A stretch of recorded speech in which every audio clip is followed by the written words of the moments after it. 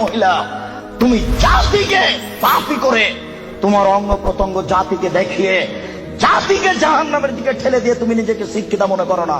ভুল হিসাব তোমার বিদ্যাকে কবর দিতে এসেছি, তুমি মনে রেখো। তোমার মুখ দেখলে পাপ হয়, তোমার হাত দেখলে পাপ হয়, তোমার পা দেখলে পাপ হয়, তোমার শরীর দেখলে পাপ হয়, তোমার চুল দেখলে পাপ হয়, তোমার গোটা দেহটাই হচ্ছে অন্যের জন্য পাপের বস্তু। শোন, এই ছেলে, তোমার বাপ তোমার বোনকে দিয়ে জাতিকে পাপী করে তোমার বাপ যেন তাহাজ্জুদ পড়ে জান্নাত কিনতে না চাই, বলে গেলাম তোমাকে। আর তোমার বোনকে বলে গেলাম, তোমার বোনের সাথে আমার অনেক কথা আছে, তোমার সাথে কথা আছে। তুমি এক পায়ে হলে দাঁড়িয়ে থাকো, এক একটা বাক্যকে তুমি মনে করবে 1 কোটি টাকা মূল্য, তাহলে তুমি আজকে কথা মূল্যায়ন করতে পারবে। আবারও বলে যাচ্ছি, তোমার বোন জাতিকে পাপী করে নিজেকে যেন শিক্ষিতা মনে না করে। এই ছেলে, তোমার বোন জাতিকে পাপী করে যেন নিজেকে শিক্ষিতা মনে না করে। ও শিক্ষিতা নয়, ও বন্য, ও বর্বর, ও অসভ্য, ও অশিক্ষিতা। তোমার বোনকে যদি আমি বন্য অশিক্ষিতা প্রমাণ করতে না পারি, আমি জাতির সামনে বক্তব্য দেব না। তোমাকে বক্তব্যের সূচনাতে আর একটা কথা বলে যাচ্ছি, শোনো। আবু হুরায়রা রাদিয়াল্লাহু তাআলা আনহু বলেন, সিনফানে মিন উম্মতি ফিন্নার, আমার উম্মতের 2 শ্রেণীর মানুষ জাহান্নামে যাবে। লা মারাহুমা, আমি তাদের দেখিনি। আবার শোনো সম্মানিত মুরব্বী, একটু দেখুন, আল্লাহ নবী বলছেন আমার 2 শ্রেণীর মানুষ জাহান্নামে যাবে, আমি তাদের দেখিনি। আমার উম্মতের 2 শ্রেণীর মানুষ জাহান্নামে যাবে, আমি তাদের দেখিনি। আমার উম্মতের 2 শ্রেণীর মানুষ জাহান্নামে যাবে, আমি তাদের দেখিনি। তার 1 শ্রেণীর মানুষ তুমি, আর 1 শ্রেণীর মানুষ তোমার বোন। তোমার বাপকে প্রথমে নাকচ করেছি, প্রথমে বলেছি 3 শ্রেণীর মানুষ জান্নাতে যাবে না, মনে আছে কি? 3 শ্রেণীর মানুষ জান্নাতে যাবে না, তার মধ্যে তোমার বাপ আছে। এবার তোমাকে নাকচ করছি, তারপরে তোমার বোনকে নাকচ করার পরে আলোচনা করব। শুনুন, রাসূল সাল্লাল্লাহু আলাইহি ওয়াসাল্লাম বলেন, আমার উম্মতের 1 শ্রেণীর মানুষ হবে মাহুম সিয়াতুন, তাদের হাতে থাকবে লাঠি, কাজনাবিল বাকারে, গাভীর লেজের মতো। আমার উম্মতের 1 শ্রেণীর মানুষ হবে, তাদের হাতে থাকবে লাঠি গাভীর লেজের মতো। গাভীর লেজের মতো মানে একদিক মোটা একদিক চিকন। গাভীর লেজের মতো মানে একদিক মোটা একদিক চিকন। আমার উম্মতের 1 শ্রেণীর মানুষ হবে, তাদের হাতে থাকবে লাঠি গাভীর লেজের মতো। এজরে মুনাবিহা, তারা তা দিয়ে মানুষকে মারবে। এই ছেলে, তুমি ঢাকা বিশ্ববিদ্যালয়ে ভর্তি হয়েছো, তোমাকে দেখছি তুমি লাঠি নিয়ে ছুটে যাচ্ছ, তোমার আগে আগে কিছু লোক পালিয়ে চলে যাচ্ছে, তোমার হাতে লাঠি কাপুরুষ।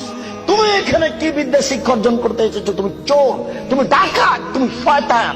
তোমার ভিতরে কে বিদ্যা রয়েছে? তোমাকে যদি আমি মূর্খ প্রমাণ করতে না পারি, আমি জাতির সামনে বক্তব্য দেব না। তোমার হাতের কাল লাঠি, তুমি বলো। তুমি এসেছো চাঁপাইনবাবগঞ্জ থেকে পড়াশোনার জন্য, তোমার হাতে কেন লাঠি?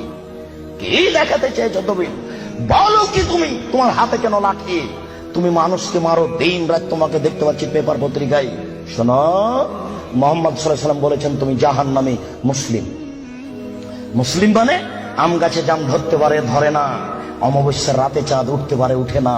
সুয়ের ছিদ্র দিয়ে লাঙ্গলের ফাল ঢুকতে পারে, ঢোকে না। সুয়ের ছিদ্র দিয়ে লাঙ্গলের ফাল ঢুকে যেতে পারে, আম গাছে জাম ধরে যেতে পারে, অমাবস্যার রাতে চাঁদ উঠে যেতে পারে, এগুলো ঘটে যেতে পারে। যেই কথা বলছি সেই কথাতে সন্দেহ আছে বলে কিয়ামত পর্যন্ত চেষ্টা করলে সরিষা ঢোকানো যাবে না। যা বলছি তাই থাকবে, তার নাম মুসলিম। তোমার হাতে কেন লাঠি? তুমি জাহান্নামী। এই কথা মুহাম্মদ সাল্লাল্লাহু আলাইহি ওয়াসাল্লাম 1450 বছর পূর্বে বলেছেন। তোমার কথা শেষ করলাম, এবার তোমার বোন। দেখো, আমি অনুবাদক। দেখো তো, মনে হচ্ছে যে তোমাকে আর তোমার বোনকে আর তোমার মাকে দেখে দেখে আল্লাহ নবী বলছেন, অথচ আল্লাহ নবী বলছেন যে ওরা জাহান্নামী, ওদের আমি দেখিনি। ওরা জাহান্নামী, ওদের আমি দেখিনি। ওরা জাহান্নামী, ওদের আমি দেখিনি। 2 নিসাউন, মহিলা, কাছে এতন, কাপড় পরে থাকবে, আর এতন উলঙ্গ। দেখো তো তোমার বোনের সাথে মিল খায় কিনা।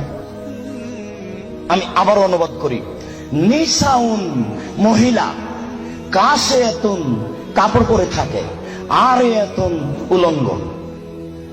কাপড় পরে উলঙ্গ হয়, এ কথা মুহাম্মদ সাল্লাল্লাহু আলাইহি ওয়াসাল্লাম বলছেন। তুমি এখন বুঝো সেটা কেমন। তুমি দেখতে পাও না, একটু আগে সূচনাতে বললাম, তোমার বোনের গেঞ্জি জাতীয় পায়জামাটা তুমি দেখো না, তোমার বাপ দেখে না। বাপ বেটা কি লজ্জা বেঁচে খেয়েছ? তোমার বোন কি লজ্জা বেঁচে খেয়েছে?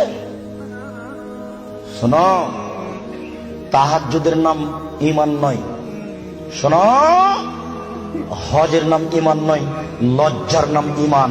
আল্লাহ রাসূল বলছেন, আলা হায়া মিনাল ঈমান ওয়াল ঈমান ফিল জান্নাহ। লজ্জাই হচ্ছে ঈমান, ঈমানই হচ্ছে জান্নাত। লজ্জাই হচ্ছে ঈমান, ঈমানই হচ্ছে জান্নাত। লজ্জাই হচ্ছে ঈমান, ঈমানই হচ্ছে জান্নাত। লজ্জা নেই যার, ঈমান নেই তার। লজ্জা নেই যার, ঈমান নেই তার। ঈমান নেই যার, জান্নাত নেই তার। ঈমান নেই যার, জান্নাত নেই তার। ঈমান নেই যার, জান্নাত নেই তার। লজ্জা নেই যার, ঈমান নেই তার। আমি অনুবাদক। 1450 বছর পূর্বে মুহাম্মদ সাল্লাল্লাহু আলাইহি ওয়াসাল্লাম কথা বলেছেন। এই ছেলে, তুমি তো তাফসির মাহফিল দিন রাত শুনে শুনে, আর ওই কণ্ঠ শুনে কি যে বলছে হুজুর, খালি বলে চলে যাচ্ছে কণ্ঠ শুনে, কেউ কিছু বুঝতে পারি না। 3 ঘন্টা তাফসির করার পরে হুজুর বলছেন যে এই আয়াতের তাফসির করতে আরো 2 দিন লাগবে। তারপরে বাড়ি যাওয়ার সময় সবাই বলছে বাপের বেটা আছে, বলতে পারে। বললো কি? বললো জি, সেই তো কি যে বললো। আমি কিন্তু রাজশাহী চাঁপাইনবাবগঞ্জের মানুষ, আমার দন্তাস তালে বসা, তালে বসা, তালে বসা। কাজে আপনি খুব ভদ্রতা বজায় রেখে একটু 19-20 হলেও আপনি বুঝার চেষ্টা করবেন। তবে আমি প্রাণপণে চেষ্টা করছি আপনাকে বুঝানোর জন্য। আমি আপনার কিছু না কিছু উপকার করবই করবো ইনশাআল্লাহ। আপনি খালি একটু ধৈর্য ধারণ করুন। ইচ্ছা করলেই সময় বের করা যায় না। 5 মাস থেকে এই সময়টা ঠিক করা হয়েছে, তবু কত ঠেলা ঠেলি, এই দিনের উপরে যে কত আঘাত আসলো, তারপরও চলে এসেছিল। তার মানে এটা তাকদীর। একটু মূল্যায়ন করেন, কাজ তো আপনার অনেক আছে। এই ছেলে, ওই যে 5 তলা বাড়িতে, ওই যে ওরা স্বামী স্ত্রী এখন পতিতালয়ের মেয়েকে নিয়ে বসে আছে টিভিতে, তো তুমি আর আমি ঠেকাতে পারছি? কি ঠেকানোর আছে? তুমিও যাও, যা বসে থাকো, কিছু করার নেই। এসেছ, একটু ধৈর্য ধারণ করো। গল্প করবো না, নড়াচড়া করবো না, দোকান বন্ধ করো। ইচ্ছা করলে সময় বের করা যায় না। একটু ধৈর্য ধারণ করো। জীবনে কিছু করার চেষ্টা করো। তুমি মানুষ, বিচারের মাঠে পশুর বিচার হবে না। আব্দুর রাজ্জাক সাহেব বলেছেন, মানুষের তো বিচার হবে হবে, পশু প্রাণীরও বিচার হবে। পশু প্রাণীর বিচার মানে ওখানেই শেষ। একটা সিংওয়ালা ছাগল যদি একটা অসিংওয়ালা ছাগলকে গুতা মেরে থাকে, তা আল্লাহ রাসূল বলছেন, আল্লাহ তাআলা অসিংওয়ালা ছাগলকে সিং দিয়ে বলবেন, এই সে ছাগল, তোমার সিং দিয়ে দিয়েছি, তুমি এখন গুতা মেরে না। তারপরে বিচার শেষ। তার জাহান্নাম জান্নাত নেই। মানুষের জাহান্নাম জান্নাত আছে। একটু ধৈর্য ধারণ করুন, বোকামির পরিচয় দিয়েন না। ইচ্ছা করলেই সময় বের করা যায় না। আপনি কথাকে মূল্যায়ন করুন। এই ছেলে, কথা শেষ করছি অংশে, তুমি শোনো। তুমি জাহান্নামী, এ কথা আল্লাহর নবী বলেছেন। তোমার হাতে লাঠি, গাভীর লেজের মতো তুমি মানুষকে মারো। তোমার বোন জাহান্নামী। তোমার বোনকে আল্লাহ নবী বলছেন নিসাউন, মহিলা, কাসিয়াতুন, কাপড় পরে থাকে, আর ইয়াতুন, উলঙ্গ, মমিলাতুন, ওরা পুরুষকে নিজের দিকে আকৃষ্ট করে। ওই যে দেখো তোমার বোন এখনো ওই যে যাচ্ছে, ঠোঁটে লিপস্টিক দিয়ে আছে। ওকে বলো যে তোমার নাম কি? ও বলে নাকি যে আমার নাম অলকা, আমার বাপের নাম গৌতম গুপ্ত, বলে নাকি? ওকে হিন্দুর মেয়ে? তোমার বাপ কি জবাব দিবে? তোমার বাপকে তাহাজ্জুদ পড়ে জান্নাত কিনতে বলিও কাপুরুষ। ভুল বুঝেছে তোমার বাপ আর তুমি। ভুল সিদ্ধান্ত। তোমার বাপ তাহাজ্জুদ পড়ে জান্নাত পাবে না। তোমাকে বারবার বলে যাচ্ছে, তুমি মনে রেখো। তোমার বোন এখনো ঠোঁটে লিপস্টিক দিয়ে বাজারে ঘুরছে। ঢাকা শহরে এভাবে ঘুরতে হবে কে বলেছে? তুমি ধর্মকে পাগল পেয়েছ। তোমার বাপের তাহাজ্জুদকে তুমি তুলে রাখো, তোমার মায়ের কোরআন তেলাওয়াতকে তুলে রাখো, তোমার বোনের বিদ্যাকে কবর দিতে এসেছে, তুমি মনে রেখো। শোনো, তোমার বোন মানুষকে নিজের দিকে আকৃষ্ট করে। মাইলাতুন, সে নিজেও পুরুষের দিকে আকৃষ্ট হয়। বাড়িতে ছিল, ভালোই ছিল, বাজারে বের হয়েছে বিকাল 3টায়, রাত 9টায় যাবে। হাঁটার সময় কেন জানি কেমন কেমন করে, কেন জানি আনছান আনছান করে। একবার ডান দিকে যায়, একবার বাম দিকে যায়, একবার মাথার চুল নাড়ে, একবার হাত হিলাই, কেন জানি কেমন কেমন করে, কেন জানি আনছান আনছান করে। আল্লাহ নবী বলছেন ও নিজে পুরুষের দিকে আকৃষ্ট হয়েছে, লায়াত খোলা জান্নাত, ও জান্নাতে যাবে না, ও জান্নাতে যাবে না, ও তো জান্নাতে যাবে না, যাবেই না। ওয়ালা ইয়াজিদনা রিহা, সে জান্নাতের গন্ধ পাবে না। হাই না রিহা তুজাদু মিন মাসিরাতি কাদা ওয়া কাদা, এই জান্নাতের গন্ধ পাওয়া যায় 1 বছরের দূরত্ব পথ থেকে।